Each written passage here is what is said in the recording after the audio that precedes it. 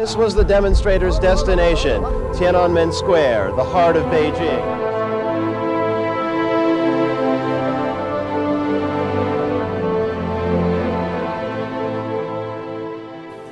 The world will never forget the men and the women of Tiananmen Square in 1989. Feng Zhi, was a scientist, and he had this intellectual clarity and no patience for sort of dogma or, party rhetoric. He wouldn't be intimidated in his calls for greater freedom. So at the beginning of 1989, he wrote this open letter to Deng Xiaoping, calling for the release of political prisoners. And at the same time, he had become the inspiration for what became known as democracy salons that were springing up on college campuses.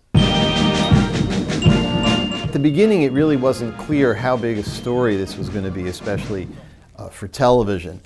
So I remember I was sitting at home on a Saturday afternoon playing with my dog and my kid, and the phone rang, and it was an editor from the CNN foreign desk saying that the wires, probably UPI, had reported that some guy named Hu Yaobang had died, and did we need to do anything about this? And my reaction was, well, he was purged a couple of years ago. He's not that important a figure now, so just have the anchor read a few seconds on air. It's just not going to be that big a story. Well, boy, was I wrong. By this point, we created a kind of informal alliance between UPI and CNN. We were both underfunded, struggling, the sort of underdog news organizations, and we helped each other wherever we could. And I got a call about 2 o'clock in the morning from Dave, one of my closest friends, and Dave told me that he'd gotten reports that students were marching towards Tiananmen Square. At which point I woke up Cindy and Mitch, and we grabbed the camera gear and headed off to the square. We got back to the bureau, and I called CNN headquarters in Atlanta. I said, we have this amazing story. We have to book a satellite feed. And at that point, a 10-minute satellite feed transmission cost about $2,000, and CNN hated to book unilateral feeds. They always liked to join when other networks were also feeding so that the cost could be shared around. But I convinced them that this was a big enough deal, so they agreed on a unilateral feed. So we crashed out this package, and as dawn was breaking, we raced through the streets of Beijing to CCTV, where we did the transmission. And it was interesting, when we sent the story, watching some of the technicians at Chinese TV, you could see they were excited by this. And so the story went out, and it was the first piece to air on American television about the protests in Beijing in the spring of '89.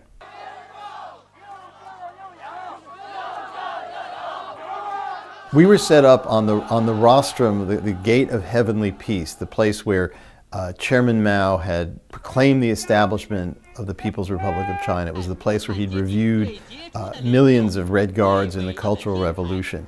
And now we were broadcasting live from this place, all because the Chinese had planned to hold Gorbachev's welcoming ceremony in Tiananmen Square. On Tuesday morning, the day after Gorbachev's arrival, we went back to resume our live broadcasts from the rostrum.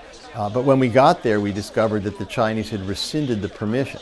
A CNN engineer figured out that a signal from a microwave link in the square could be beamed down to Chinese TV headquarters, which would then beam it back across Beijing to the satellite dish at the CNN workspace at the Great Wall Sheraton Hotel, which would then send it up to the satellite, where it would then be downlinked in Atlanta and put on the air. It seemed crazy, but somehow it worked. This was the demonstrators' destination, Tiananmen Square, the heart of Beijing, the seat of the government. By about the middle of May, there is a real journalistic issue here. There's no question about that. A lot of the reporters who were covering the story were outsiders. They weren't based in Beijing. They'd come in for the Gorbachev trip, or later they'd come in just to help out as people got totally exhausted and burned out. So these were folks who really didn't have much experience in China. They didn't really know the place, its history, their politics. And I think that contributed to this sort of oversimplification of the narrative. And I think it may also have kind of created this false optimism, these raised expectations that this was all going to have a kind of happy ending. And when it didn't, then the reaction among the audiences in the States was even stronger.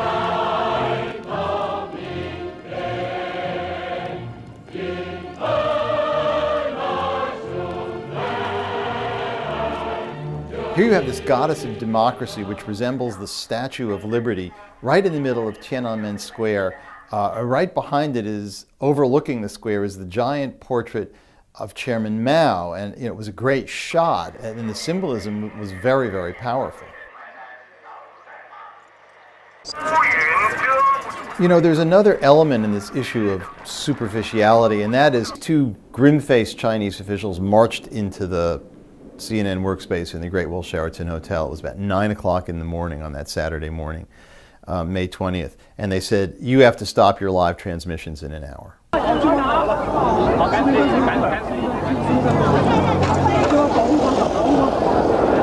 While all of this was happening, I was on a balcony of the Beijing hotel where I had a view down into the square, and the hotel room was the only place where we could keep a phone line open to Atlanta, and I was just reporting live everything that I saw and heard. I felt kind of like a sports announcer doing play-by-play of this huge event. And then right in the middle of this, Secretary of State James Baker appeared on CNN. He'd been previously scheduled to be on a CNN talk show. So the host comes to me and says, let's go to Mike Chenoy for an update.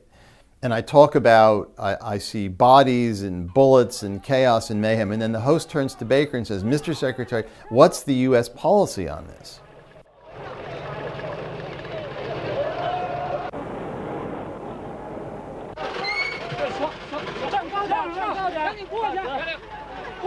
I remember Cindy hid the tapes in Dave Schweisberg's car in the parking lot of the Beijing hotel to keep them safe. And then she came up to the room, and I gave her a big hug. I was near tears. We had no idea where she or Dave had been all night. So I was incredibly relieved to see that she was okay. And then she went and she got some cheese balls from a little packet and put them on a plate and gave them to me and said, "Happy birthday, Mike," because June 4th was my birthday. The man in front of the tank is unquestionably one of the great iconic images of the 20th century. It's up there with the little girl being hit running from a napalm strike in the Vietnam War, or the sailor kissing the girl in Times Square at the end of World War II. It's one of those great photos, and it's become a symbol of the individual standing up to the power of the state.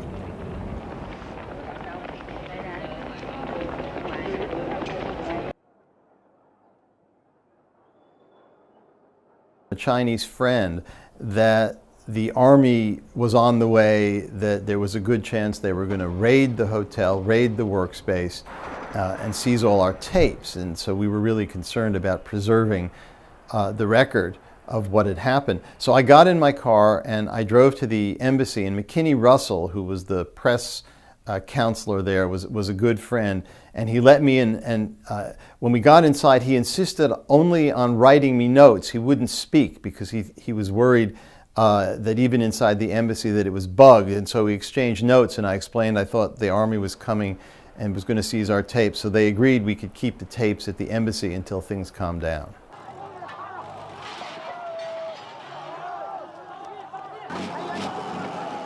The Chinese army did kill a lot of people in Beijing that night. And that's why decades later, the Chinese government is still extremely sensitive about any references to what happened in Tiananmen Square. As my old Chinese history professor once said, June 4th is a date that is going to haunt authoritarian governments in China for years.